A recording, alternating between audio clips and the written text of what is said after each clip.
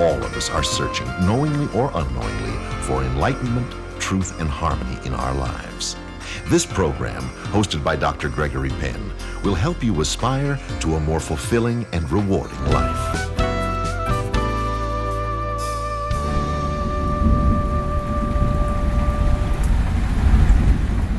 Hi everybody, welcome back to Aspire Unplugged. Today we're going to talk about changes, like the changes that you've gone through on your spiritual path, and certainly the work that you do with your students. You must have seen some pretty incredible changes along the way. Over the years it's been incredible, the change. I can't say it's been for the good, all right? I'm not going to lie. It has not been always for the good. I think when I first started, it was a more innocent atmosphere, with people. Mm-hmm. And as it got the intensity of overpopulation and politics, it just got more and more violent, to be honest with you. Mm-hmm. I saw things I just never thought I'd ever see.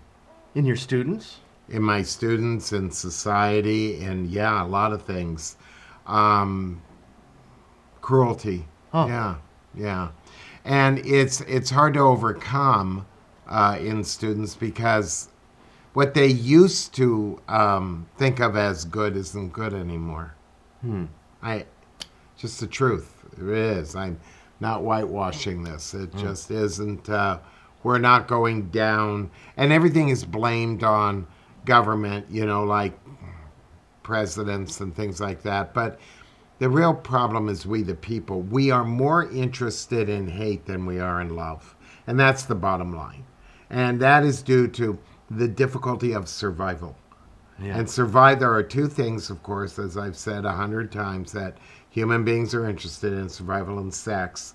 So the sex is making the survival more difficult because they're having more children they can't afford, blah, blah, blah, blah, blah, blah, blah. Right. So I was reading about Disneyland today, and I remember when I was young, you just go to Disneyland.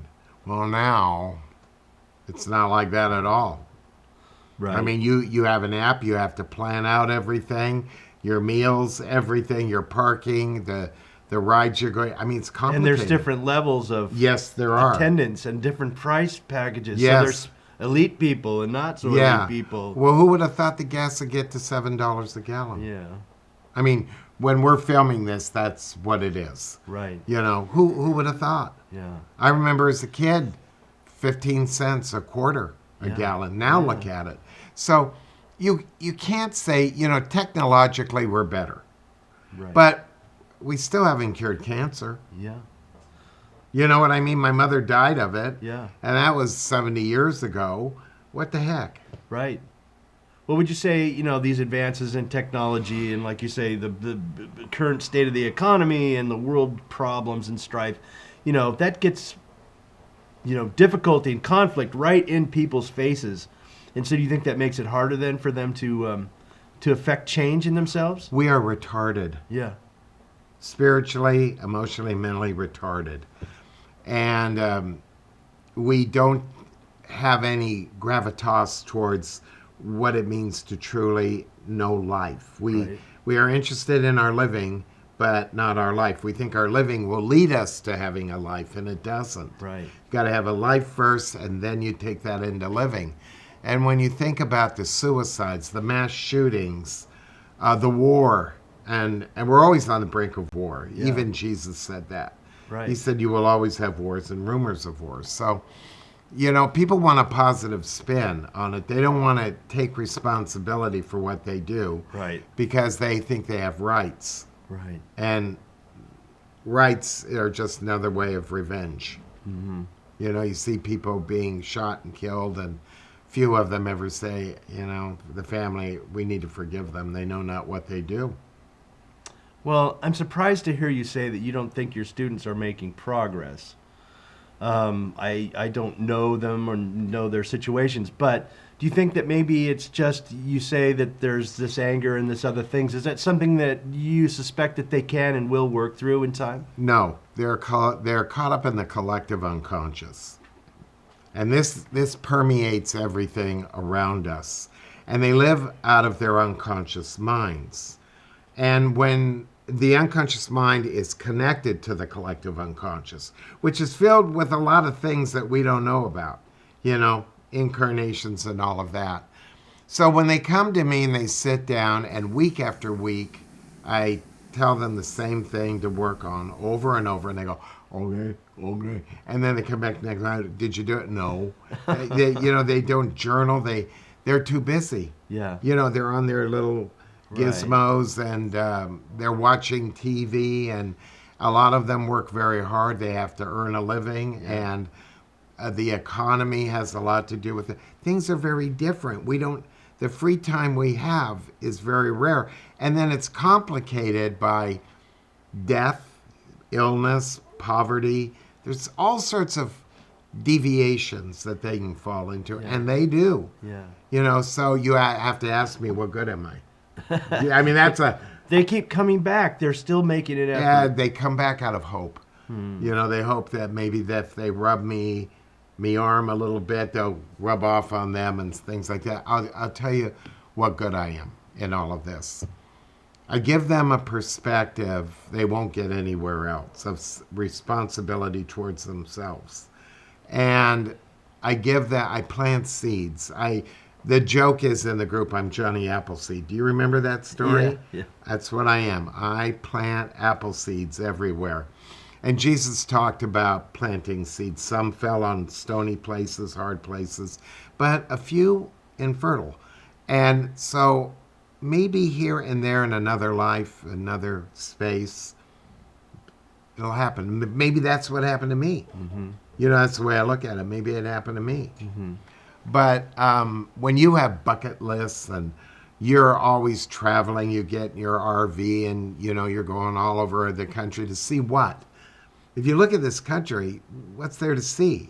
Hillbillies, poverty, hot weather, tornado. What's there to see? Indians on the side of the road that we put there because we didn't honor them, and they're making their jewelry so they can stay. What are we looking for? Well, the more you uncover the history of the United States, the more you go, you cringe. Yeah. So everybody's moving, trying to vacate, have a vacation, and try to forget their woes, but they carry them with them. Mm-hmm. So no matter where you go, there you are. You hit the nail on the head. You're absolutely right. So then at the end of a lifetime, how do you sum it up? Mm-hmm. I went to the Grand Canyon. I went to Vegas. I went to New York. I saw Disney World. I saw Disneyland. I saw my team win or lose in the Super Bowl. What have you got? You want to see my slideshow? Yeah. Click. Put everybody to click, sleep. click. Yeah. Here we are at the Rushmore. Here we are. Yeah. That's what have you got? Yeah. I know that sounds terrible, but it's the way we live as sapiens. Yeah. That's the problem. And when someone like me introduces an alternative, the sapient is very afraid of anything that's change. Mm-hmm. That wants to think, I know what I'm doing. This is the way we've always done it, generation after generation. But when you see your generations and what they were and what they've done to the world, how can you sit there and just let that happen in you? See, that's when I was watching my parents when I was a kid. I didn't want to be like them. I could see this would not be a meaningful life. And I don't think people want a meaningful life. I think they want a fun life that they will call meaningful. Well, you always go back to love as being the central theme. Yes. And you've used so many different frames of reference to make that point, including Gibran, the Gnostic Gospels, the Tao, Buddha, everything. So let's take a quick look at a clip from Gibran's The Prophet on the topic of love. Oh, love Gibran. Then said Almitra, "Speak to us of love." And he raised his head and looked upon the people, and there fell a stillness upon them. And with a great voice he said, "When love beckons to you, follow him, though his ways are hard and steep." We call love emotion, we call love passion, we call love sexuality, And while love is involved in sexuality, it has nothing at all to do with it. And while love is present in everything, even in the ugly things in life like anger and hostility and resentment, love is none of those things. Love is something that cannot be spoken. Love is felt. And only the sensitive can feel love. Those people who have practiced the art of silence within themselves, they are the people that feel love. Love is felt. It's not felt as an emotion. It is not something that can be spoken about or looked at through the eyes and through the intellect. Love is totally illogical, and it is the single most dangerous experience of your life. Boy, was I on cue. I know this is why I have a small group, and I like to keep it that way. I like people who are realists, not ones who are, thinking in terms of hope, hope, hope, hope. But what that man just said there is very true. It has nothing to do with emotion. Love is, as I said to you before, is very conditional. There are certain inner conditions you have to meet. Letting go, forgiveness, seeking mercy, things like that. The Beatitudes would be a perfect. That would be earning my way to love, as it were. But people come to me and say, I don't get this, blessed are the poor in spirit. What's that mean? Who wants to be poor? They never see it for what it really is. Right. So you say your students aren't experiencing any change as far as you can tell, but I have a clip here that might beg to say otherwise. Okay. Take a look. Dear Mr. Penn, I am an inmate at San Diego Correctional Facility. A few weeks ago, several of us were searching through the channels during our TV time, looking for something different than the usual Sunday shows. When we found your show, Aspire, it seemed very unusual, so we all decided to watch it. I will never forget what you said. You talked about how we know not what we do and about not punishing ourselves for the way we have lived. You said to forgive and to not know. Since that day, I watch your show every Sunday. I am serving my sentence and using the time now to practice the breathing and meditation methods you offer. I have never experienced kindness like this before. I want to thank you for helping me change the energy of my life and find a more loving way to live. Sincerely, Jerry Smith.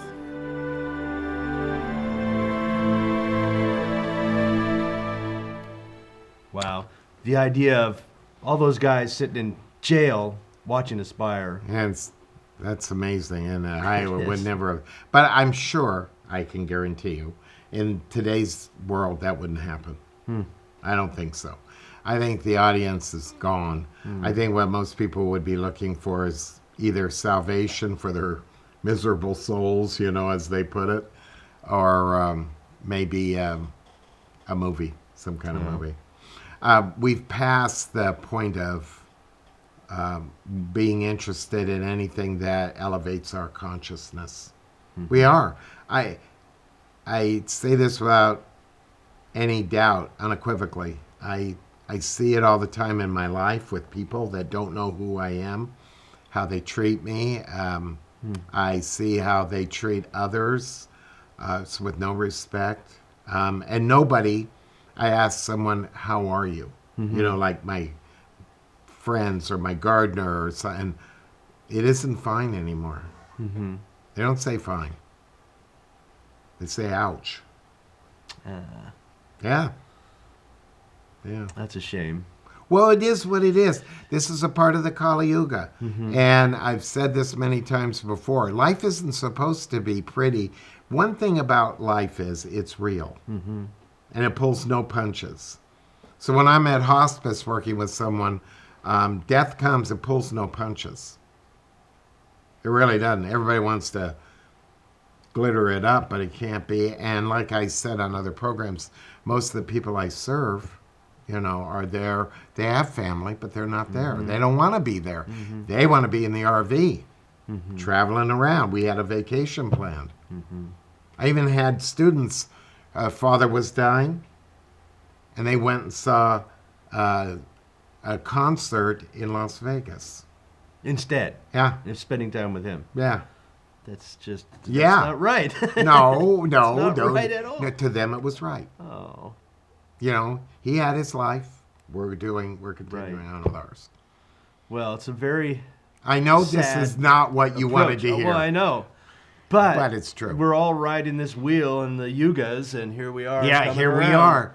So we're gonna have to wait for we're gonna talk more about this later The in Kali the Yuga. series, the Kali Yeah. Yuga, and so maybe we should get into it there. Yeah, that's a good idea. But I think you're wrong. I think if you've touched so many people, and maybe you're not getting new students, but the people that you have touched, it has a profound impact on their lives, including mine. Well, you're different. Everybody thinks they're different. Yeah, you are, and that's one of the reasons why we get along so well. Yeah, I know I sound terrible. I get it. I'm not sitting here painting a picture that everybody wants to hear. Right, But fair enough. I'm You're down honest. in the trenches. Yeah, I hear you. I am. All Every right. day. All right. Well, next episode, we're going to take a look at what it is to do counseling and how it is to work one-on-one with someone in your practice. Okay. And so we'll do that soon. Soon. Bye, everybody. Thanks. Thank you.